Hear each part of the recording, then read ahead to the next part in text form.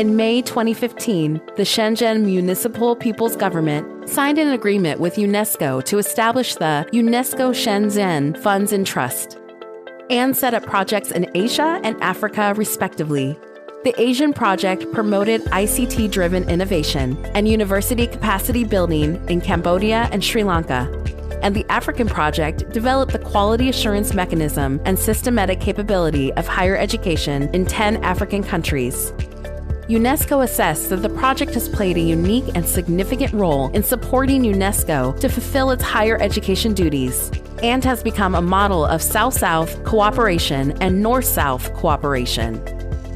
In addition, the International Institute of Online Education, IIOE, was jointly initiated by UNESCO-ICHEI partners HEIs and enterprises in 2019. Adhering to the principle of extensive consultation, joint contribution, and shared benefits, relying on its open online platform, IIOE is dedicated to facilitating the digital transformation of higher education through capacity building. It has provided HEIs and teachers in developing countries with courses, training, micro-certification, toolkit, and other functions. IIOE is also committed to creating an ecosystem of co-construction and shared benefits among partner institutions. Since April 2020, IIOE has formed multi-language and multi-level resource systems and content frameworks, serving dozens of HEIs and thousands of higher education workforce in different parts of the world, with a user base of tens of thousands. It also released IIOE Quality Assurance Framework, Higher Education Training Personnel Digital Competency Reference Framework, IIOE Digital Competency Course Framework, and other outcomes. UNESCO-ICHEI partnered with flagship institutions in key countries to establish IIOE national centers, which can develop more alliance members in project countries and expand the impact of the alliance. At present, IIOE has set up national centers together with universities in Egypt, Pakistan, Indonesia, Kenya, Malaysia, Mongolia, Nigeria, Zambia, Senegal, and Uzbekistan, and carried out a series of digital transformation pilot projects with 5 IIOE national centers that meet the characteristics of educational development in the host countries, and further spread the impact of the program on the national network of universities in host countries. Faced with local challenges of inadequate infrastructure and insufficient faculty capacity, UNESCO-ICHEI and partner enterprises have donated more than 10 smart classrooms to HEIs in developing regions to help local teachers acquire skills, innovate pedagogy, and share and collaborate. UNESCO-ICHEI has already planned 7 phases of smart classroom projects with a total of 40 smart classrooms across developing countries in Asia, Africa, and Latin America, providing educational infrastructure for global partners, HEIs, through cross-sectoral cooperation model to further facilitate the professional development of the higher education workforce in their practice. Building research practice partnerships has also been essential for UNESCO-ICHEI's work. UNESCO-ICHEI, in collaboration with global HEI's partners, think tanks and research institutes, experts and scholars, and international organizations, has produced a series of theatrical and sub-regional empirical research on the digital transformation of higher education, as well as a series of research outputs, knowledge products, and global initiatives. The flagship quarterly publication, Cloud, was officially launched to the global audience. With the gathering of experts and readers, Cloud provides a platform for sharing innovative practices in higher education and a channel for friendly, cross-regional exchanges, connecting and disseminating knowledge across borders by hosting and participating in high-level international conferences. UNESCO-ICHEI has conveyed its voice on digital transformation in higher education on the international stage, as well as building a platform to promote communication among global partners. Entering a new stage of development, UNESCO-ICHEI empowers higher education institutions in developing countries and actively participates in building a shared future of digital transformation. In the future, UNESCO-ICHEI will remain working closely around the UN Sustainable Development Goal 4, responding to the call of UNESCO's Futures of Education 2050 initiative, and promoting the integration of artificial intelligence, AI, and other advanced technologies into higher education to work towards the shared future of quality and equitable education. Based in Shenzhen, adjacent to Hong Kong, UNESCO-ICHEI is dedicated to the digital transformation of higher education and adheres to the missions of UNESCO. Relying on Shenzhen's industrial advantages in digital technology, UNESCO-ICHEI actively responds to UN initiatives by fostering partnerships with developing countries. As the first Category 2 center for higher education established by the UNESCO family in China, UNESCO-ICHEI aims to expand access to lifelong learning opportunities and quality and equitable education by empowering higher education institutes, HEIs, through digital transformation. Since its establishment on 8th of June 2016, UNESCO-ICHEI has been making steady progress from Shenzhen towards the world.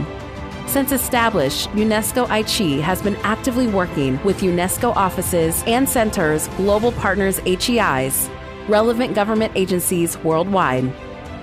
Our global network of partnerships consists of efforts from every part of the world and continue expanding through multi-stakeholder collaborations.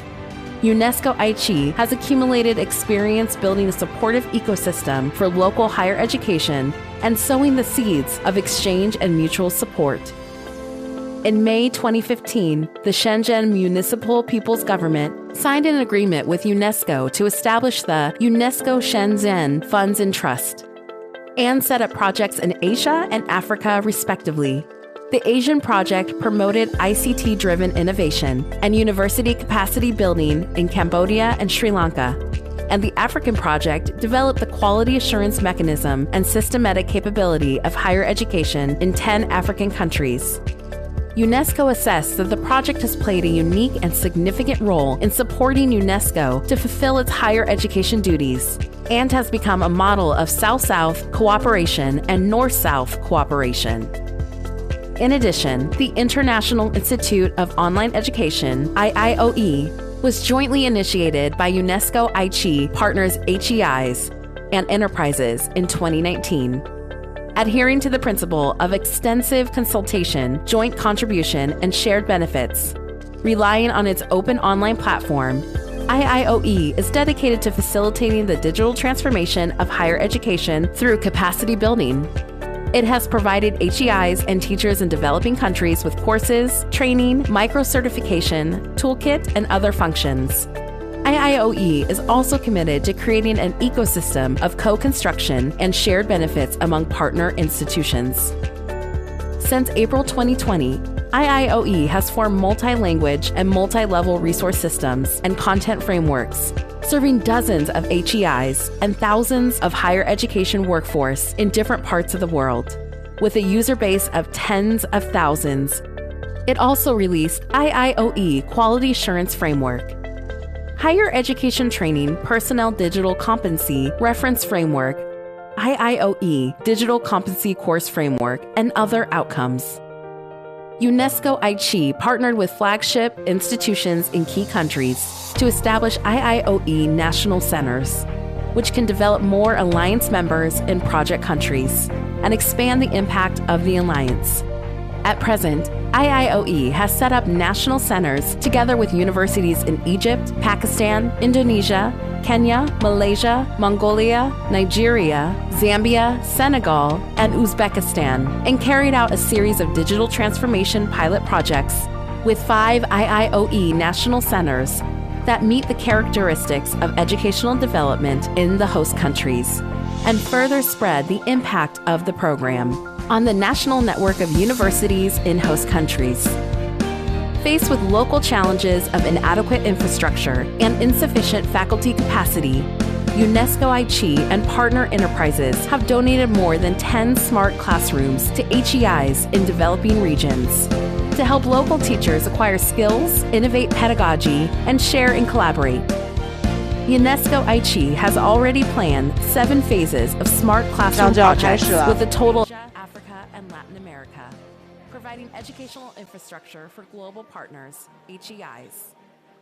through cross-sectoral cooperation model to further facilitate the professional development of the higher education workforce in their practice. Building 各位来宾 research 请 partnerships 尽快就绪入座。 UNESCO-ICHEI's work. UNESCO-ICHEI, in 我们 collaboration 中午 with 还有 global 时 ICHEI 间，然后知道 think 非 tanks 常 and 不容易 research 能够邀 institutes, 请所有人到 experts and 现场， scholars, and 但是我们会有更多的 international 时间给 organizations 大家去 has 交流 produced a series 和 of theatrical 交换 and 名片。 sub-regional empirical research. Dear colleagues and distinguished guests, please take a seat soon as our Forum 1 will be starting momentarily. We'll give you more time during the lunch and after today's agenda for you to catch up with each other more and exchange cards. Experts and readers, Cloud provides a platform for sharing innovative practices in higher education and a channel for friendly, cross-regional exchanges, connecting and disseminating knowledge across borders by hosting and participating in high-level international conferences. UNESCO-ICHEI has conveyed its voice on digital transformation in higher education on the international stage, as well as building a platform to promote communication among global partners. Dear distinguished guests, please take a seat soon as we do have a pretty comprehensive agenda ahead of us. We're already behind schedule, so please take a seat soon as our next forum will be starting soon. 请尊敬的各位来宾尽快就座，我们的论坛马上开始。 UNESCO's Futures of Education 2050 initiative and promoting the integration of artificial intelligence, AI, and other advanced technologies into higher education to work towards the shared future of quality and equitable education.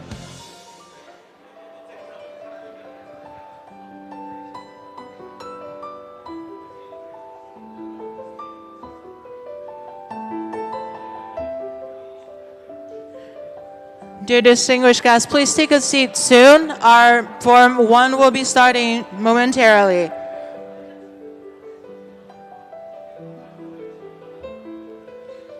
Okay, let's get started. Welcome back. I know it is a short tea break and you haven't had enough time catching up with each other, but let's definitely proceed to our forum as we do have many guests that are looking for sharing more with all of you. So the next forum, Forum 1, will be on the topic of higher education governance in the AI era. And we also have such an honor to invite Mr. Tang Qian, the former Assistant Director General of Education, UNESCO, moderating the session. And I would also like to remind everyone, punctuality is extremely important as we are heavily behind schedule. So our volunteer will show signs reminding you when your time is up. Please try to keep your time. Thank you.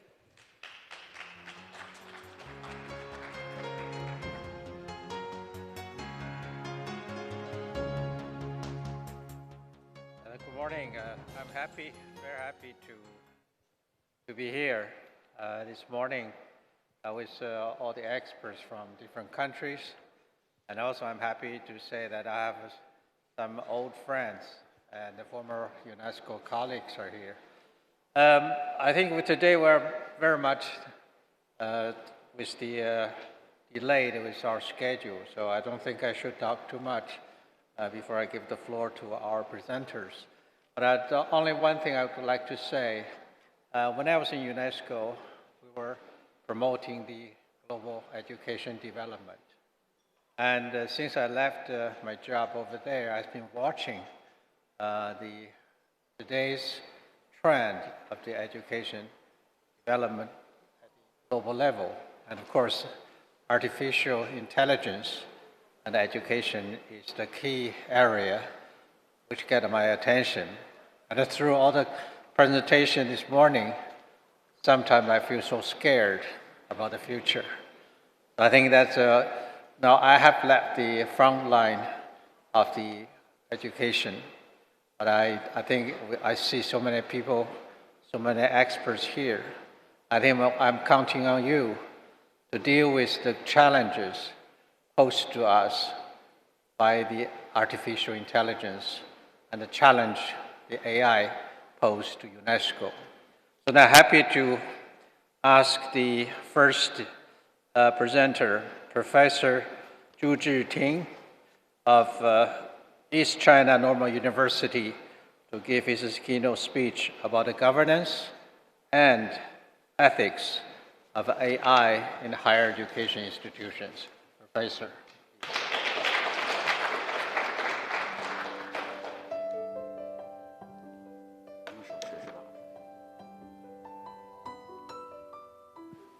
各位女士们、先生们，大家这个现在是中午好吧？所以时间有点紧了，我会比较快一点哈。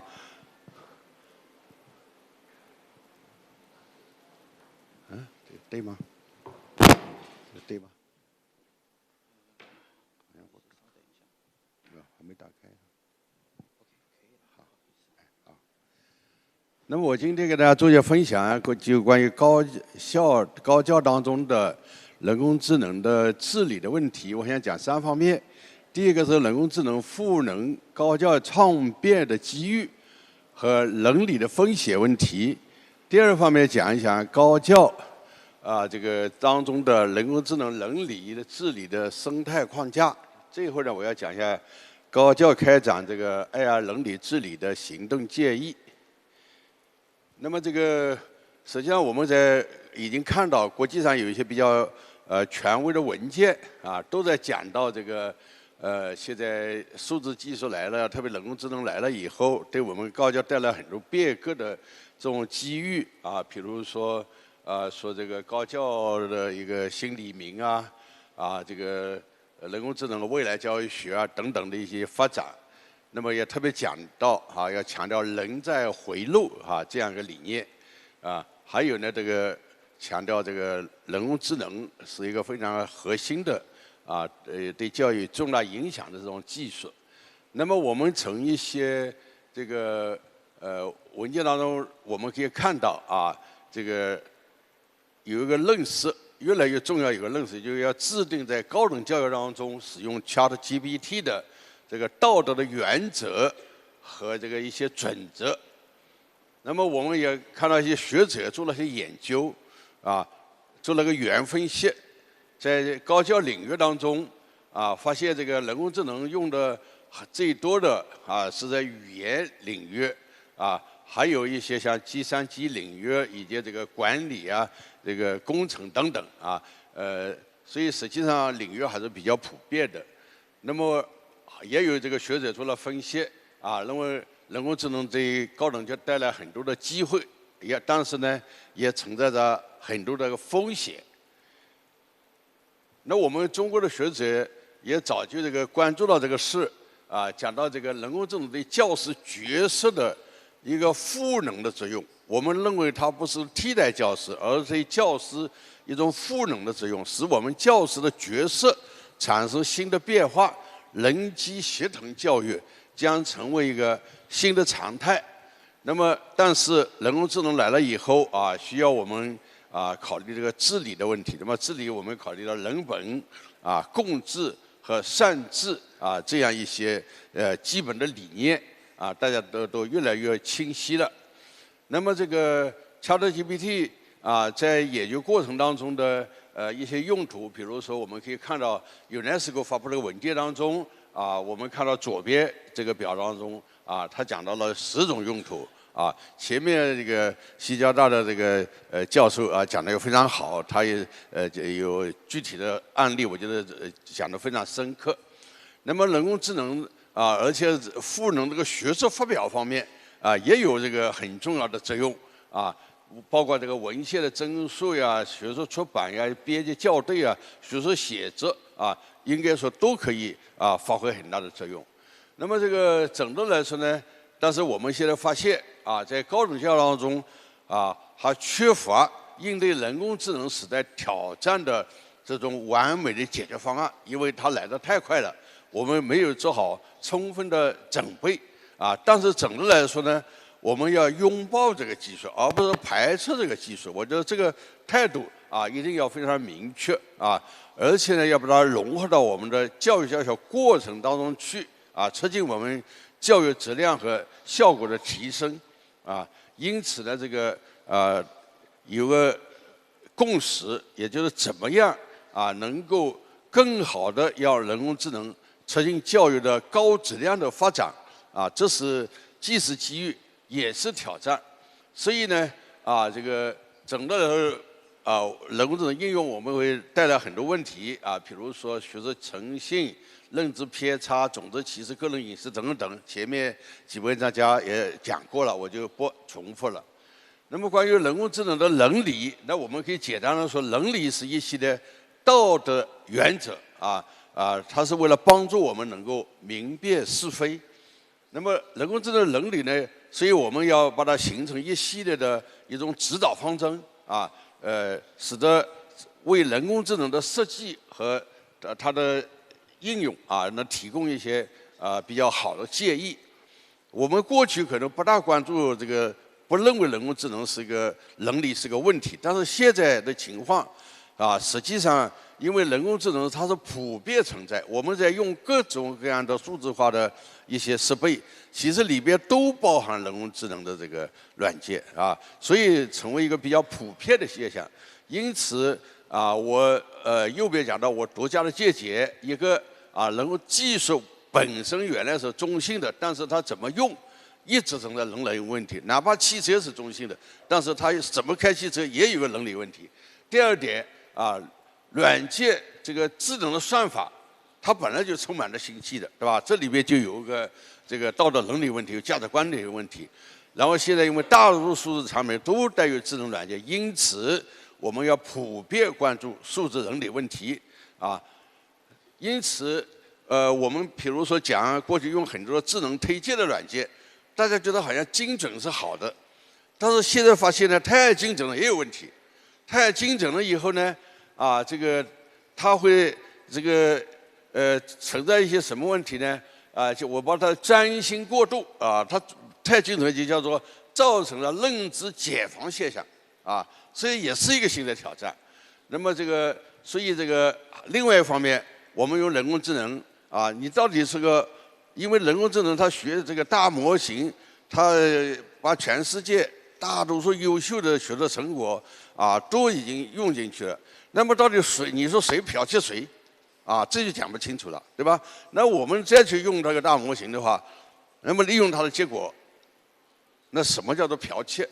我觉得这个事情可能要重新定义了因此呢，人工智能在高等教育应用当中它的机遇和挑战的问题呢，我们要特别的关注一方面确实给我们带来机遇，另一方面呢，给我们带来了这个挑战这是一个我们提出这样一个问题。第二个方面，我们看高教当中人工智能伦理的这个治理生态的这个框架。那么我们来看一下有我们看到这个微软的一个副总他提出来叫做治理人工智能未来的蓝图。那么他讲到了5点其中第一点说，构建并实施以政府为主导的人工智能框架。过去讲我们技术是比较很自由的、很民主的，现在又讲到一个政府要出来那个了政府不能不管这个事了。所以这个是一个很有趣的现象所以我们在这个教育和科研当中用这个人工智能我们可能还要用商业当中的所谓的 SWOT 分析来做一下来看一下它有什么优势，有什么机会，有什么劣势还有这个什么样的威胁这都是值得我们关注的。因此国际上现在已经在考虑比如说欧盟提出这个风险的这个等级问题，分成4个等级从这个严格禁止的到合规的评估，到透明的这个实现的问题，一直到全开放。那我们中国这个网信办也发布了一个文件呢里边这个思想跟这个是基本上是有个共识的差不多的这样一个看法。那我们从国际上一些权威的文件当中，我们做了个原分析的话可以看到大家目前比较关心的是5个问题。一个叫做透明度第二个是正义和公平，第3个就是叫做非恶意，也就是不造成这个伤害，第4点怎么叫负责任第5点就是隐私安全的问题。那么所以这个人工智能这个伦理它对于这样一种挑战，那我们要提出一个好的解决方案，那就是要考虑到要遵循这个公平、可靠、安全、隐私这个包容这样一些问题，要创造社会福祉等等这么一些理念，我觉得是非常重要的。因此，人工智能的这个治理要为构建一个负责任的、道德的、公平的和透明的人工智能的框架。那么我们引用了这个资料当中这个图当中就有这个表示这个框架就呈这个几方面呈这个问责这个可信这个负责全面公正等等。那么我们再看到这个人工智能领域当中，我们前面讲的要透明。透明的话，我们看这个图比较有意思，它说有3层透明度，一个是面向第一层是面向研发者的，第二层面向这个一些很热心的人，一些对人工智能很热心的，也可以说发烧友也行。第3个是面向这个公众的。那么自底向上的话要增加这个资源来这个提高透明度；自上而下的话呢也就是增加这个技术的理智这一点我觉得蛮有趣的一个观点。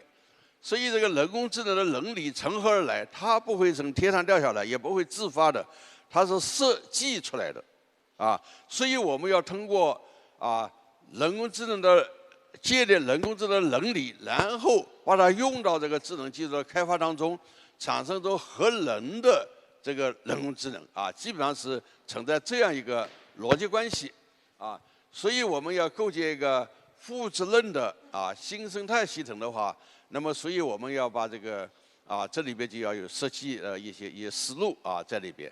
那我们右边这个图当中就讲到这个设计的几个方面，从怎么首先界定，然后讲治理但是要用到一系列的知识，比如说影响力的评估治理的设计还有这个这个一个这个教育和培训和标准化的问题。我感到比较奇怪，这个好像这个写有一些字好像错了，这个是不是版本不对那个平台好像不那么接龙前面出现过很怪的词，这个好像也有错字，好像什么版本问题。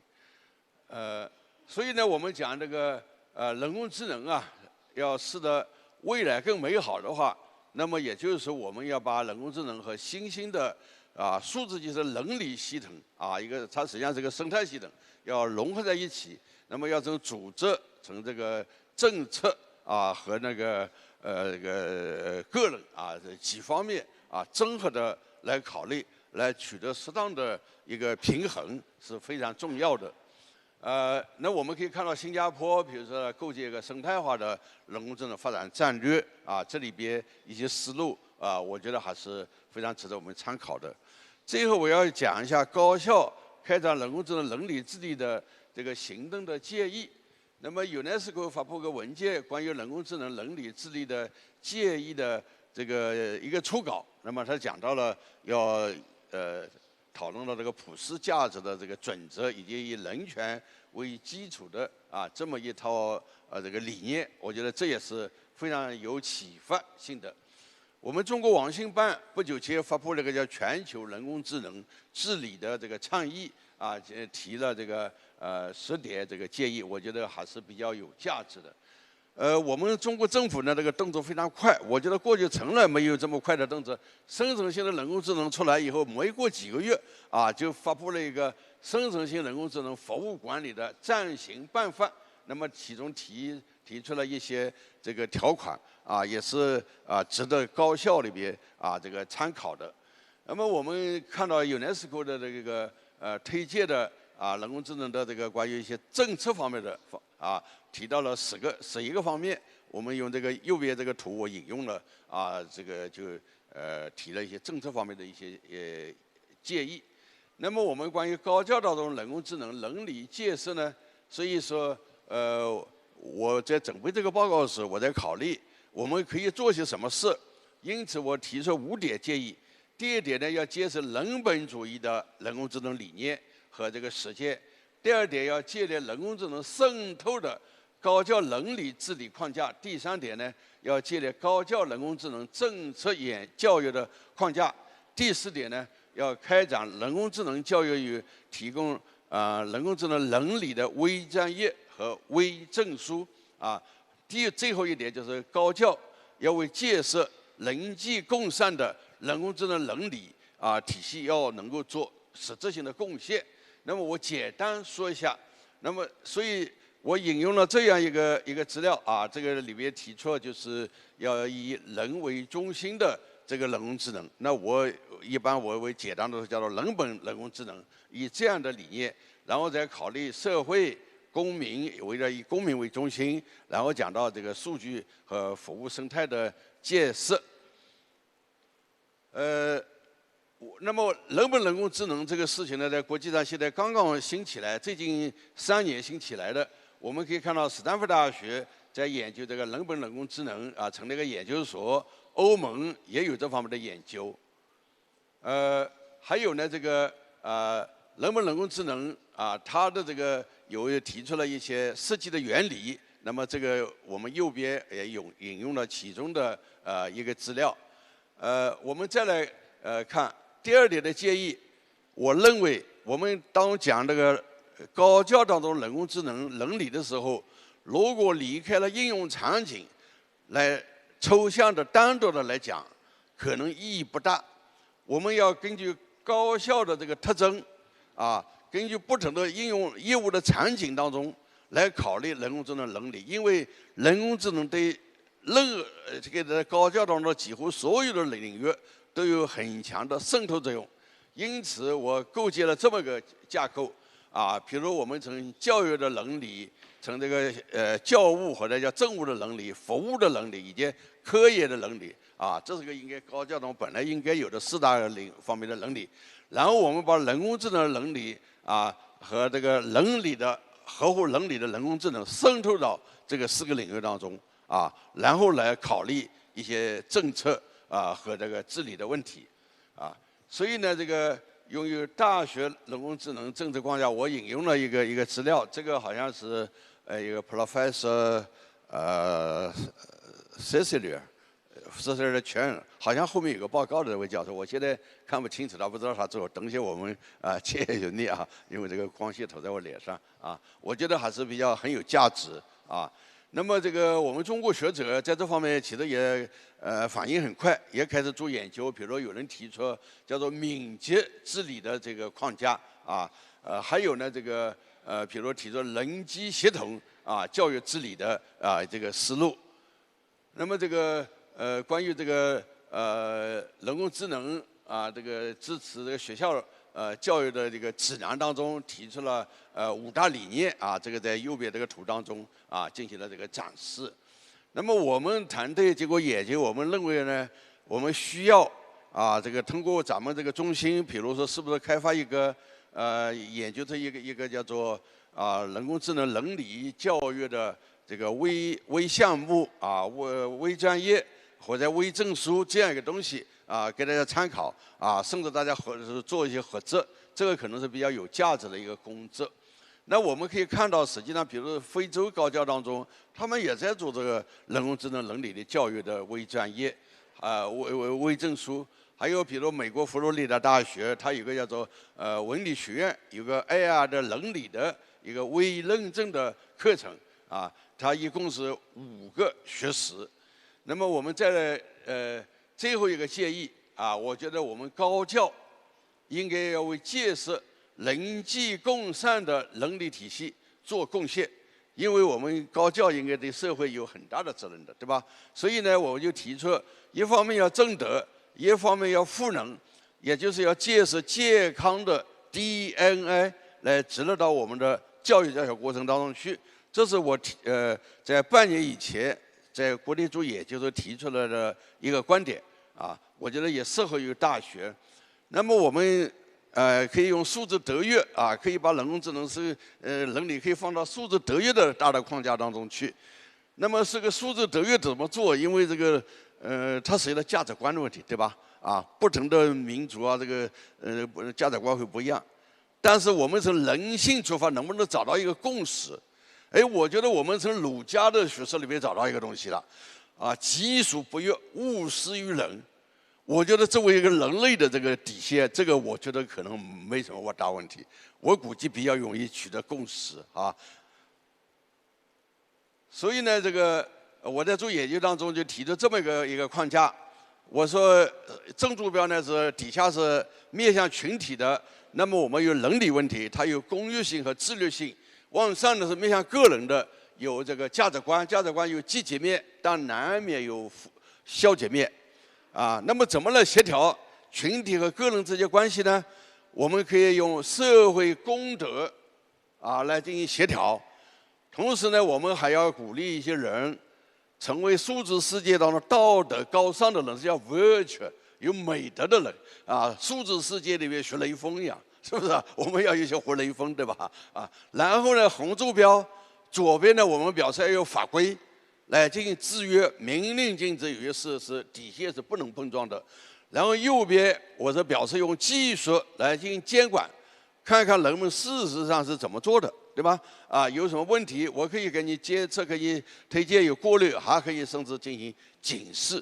所以这样一来，啊，我觉得看来就这个治理的框架呢，好像比较有点意思。因为我过去从来没关心这个事儿，当我把这个东西做出来，我自己感到比较比较喜欢啊。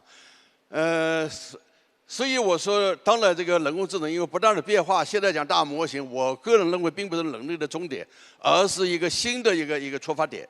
以后还会更多的新的一些思路出来啊。所以说，世界上唯一不变的是变化，这一点在我们的易经里边啊，这个老祖宗已经把这个道理讲得非常明白了。好，我就给大家做这么一些分享，好吗？谢谢大家。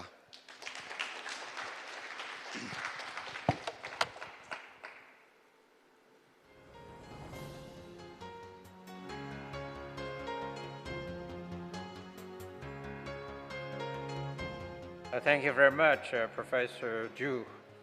I think I'm quite impressed with the series of recommendations you made for us to consider. Particularly, you're talking about to create a new ecosystem to do the AI ethics building to make sure the AI should be what I call human-centered. So thank you. Now we're going to have 3 presentations on themes. The first one is going to be Professor Mona Elzahry from the Ain Shams University of Egypt. She's going to talk about it from policy to practice. Let's see what she's going to propose.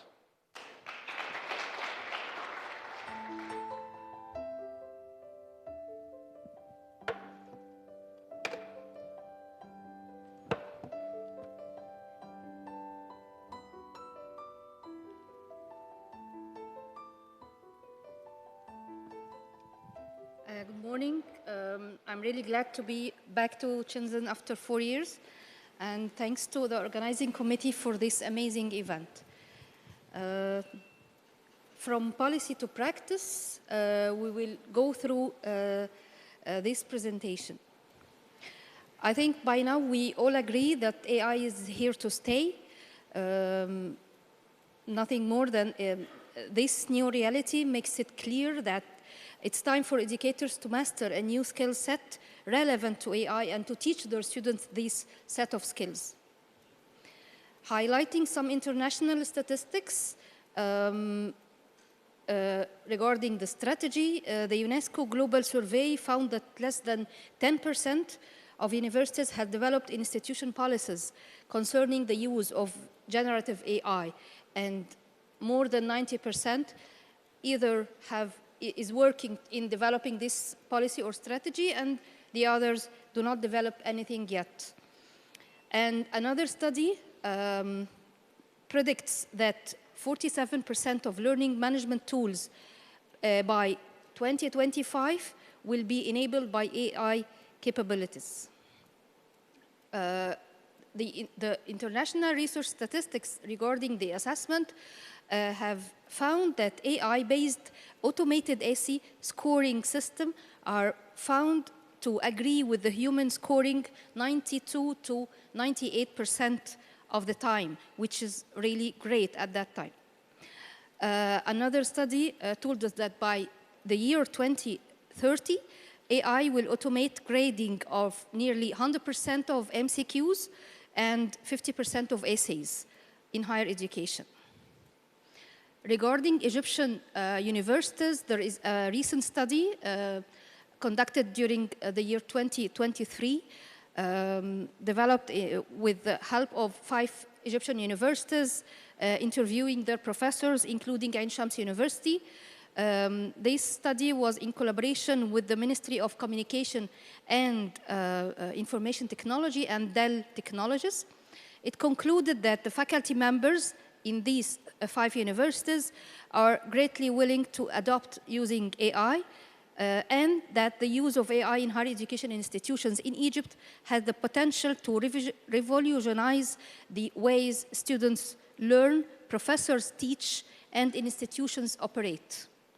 However, they found some challenges to do that. It can apply in Egypt and maybe can apply also in Africa and the Middle East.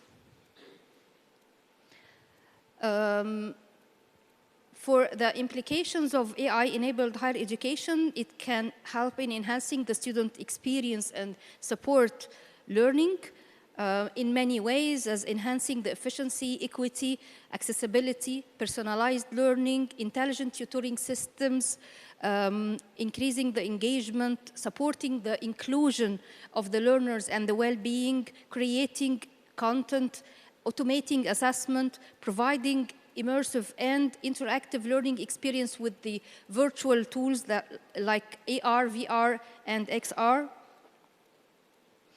To support academic and administrative management also, it can help in automating the academic tasks and in making what we call the intelligent campus. This will save time for both teachers and administrative staff. Using also the intelligent chatbots and virtual assistants will help students and increase the administrative efficiency and lower the cost of deployment. I heard from the eminent speakers from the morning until now some concern and arguments about AI in education. There is a real argument about this right now, mainly the ethical concerns, data privacy, copyrights, and intellectual rights issues. The use of generative AI, the argument said that they may decline the writing abilities and skills and the critical thinking skills of the students, and this may be true in a way. Some argues that this extensive use of AI may limit the human interaction, which is very important, especially in higher education, and this should be tackled also. Others concerns, including maybe in emerging economies, that it is high cost, there is low or lack of infrastructure, technological infrastructure specifically. This may be a concern. Also, in many universities, the teachers are not enough trained on AI tools and how to deploy it and how to implement it and how to train their students to use it as well. In view of these and other concerns surrounding the generative AI, we shall work on a comprehensive AI educational strategy and policy, providing responsible governance of AI and clear guidance on AI usage in education. And we are lucky to have the UNESCO recommendations for developing AI education policy framework, which helps us a lot.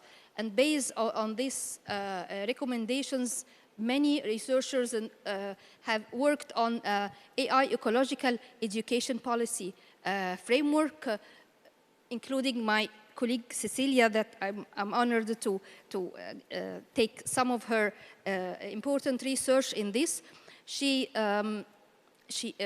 put her education policy framework into 3 dimensions.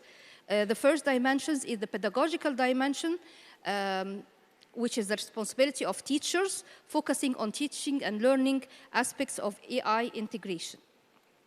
The second dimension is the governance dimensions, which is the responsibility of the senior management, which emphasizes the governance considerations surrounding AI usage in education. And the last dimension is the operational dimension, which is the responsibility of the teaching and learning staff and IT staff. It concentrates on the practical implications of AI in university settings. And going more in depth with this dimension, the operational dimension, we should also focus on putting in an implementation strategy, because successful AI implementation in education requires careful considerations and strategic planning. And we can apply this cycle for this implementation strategy that starts with assessment, then planning, then implementation, and finally the monitoring and evaluation, and back again to further assessment. For the assessment stage, we should understand and examine the use cases and applications of mobile learning, natural language processing, and deep learning. And we should also assess the current state of AI-based solutions in educational context. And we should analyze the availability of products and services that can be incorporated into AI-based approach.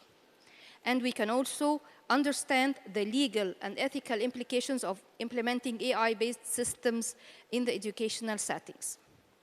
As for the planning stage, we should establish a governance structure of AI-based solutions for educational settings. Create guidelines and protocols to ensure that the AI-based solutions and systems are compliant with the applicable ethical considerations, laws, and regulations, both local and international. And in this stage also, we should develop a comprehensive plan for implementing AI-based solutions and identifying the necessary skills, resources, and technologies required to build an AI-based systems. In the implementation phase, we should build internal capacity, provide training to both students and teachers on effective using of AI, integrating generative AI technologies into teaching and learning practices. And monitoring and evaluation, as a very important step in this strategy, should create a process for monitoring the use of AI solutions, ensuring that the data privacy is maintained throughout the implementation process, assessment of the impact of AI implementation on the educational process using key performance indicators. And finally, I have 3 take-home messages.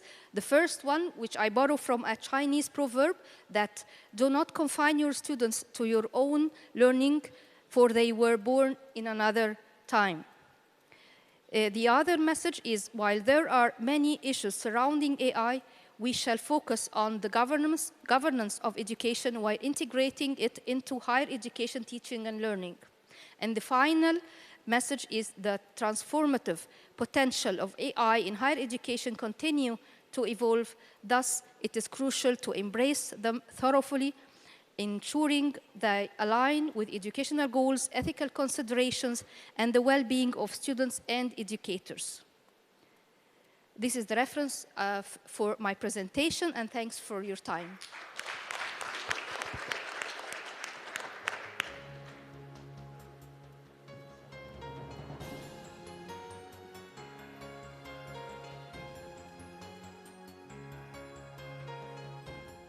Thank you, Mona, for sharing your experience with us, and particularly how we would like to thank you for sharing your implementation policies, and also particularly the 3 you call take-home messages. I think we can understand that the potential and the limit of using AI in Egypt is quite similar with everybody else. Now, our next presentation comes from Mr. Chris Maiyaki, who is from University Commissions of Nigeria. Mr. Maiyaki.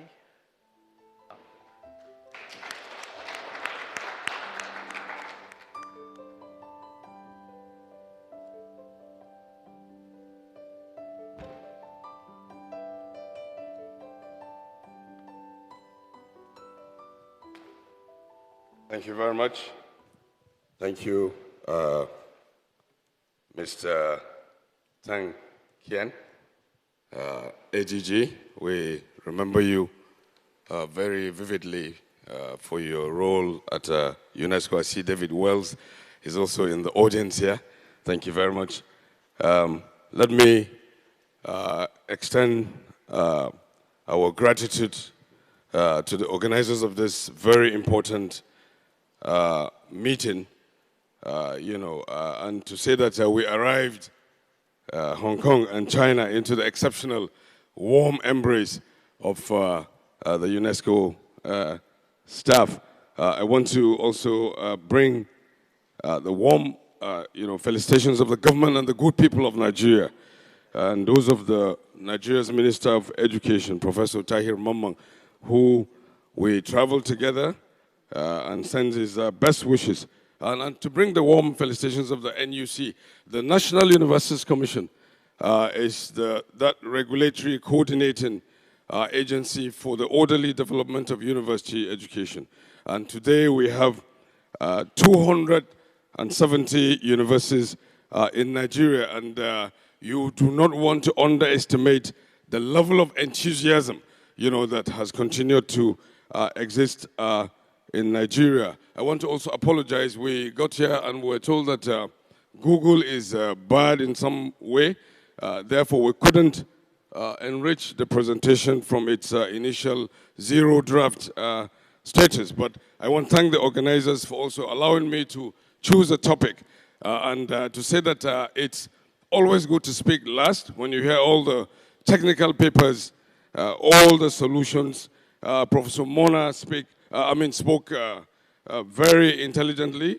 Professor Gesevik was very outstanding. He gave an expose of where we are and what we should be doing with artificial intelligence. I think, distinguished ladies and gentlemen, before I go to the slides, we're gathered here, united by one purpose, and that is to deepen our understanding and build consensus on the issues and the factors that have continued to shape the inevitable evolution and transformative power of technology and digital delivery, and what each and every government, is doing to create that ecosystem. And I want to also say that this meeting is taking place at a time when we all agree there is no hiding place on the role of technology, more so in the delivery of education, and at a time when the world is in such a hurry to, produce and to bequeath culturally educated people. Last week in Edinburgh, I saw some colleagues here who were in Edinburgh. We raised the question as to how can we have so many talented people?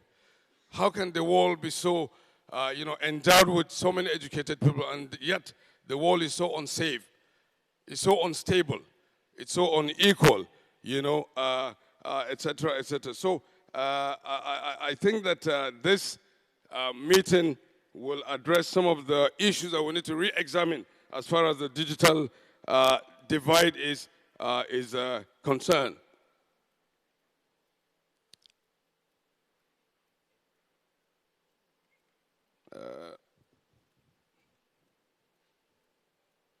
Okay, I don't think I need to bore you about Nigeria. You can check that out in Wikipedia. And when it comes to the population of Nigeria, I don't want to talk so much about the population of Nigeria in a country like China that is in the billion mark, but as you can see, Nigeria is Africa's most populous country with well over 250 ethnic groups, and it is claimed that 1 in every 4 sub-Saharan Africans, resides in Nigeria. Look at the demographic evolution from 42.5 million in 1960. We have done such a great job of catapulting our population to well over 200 million people.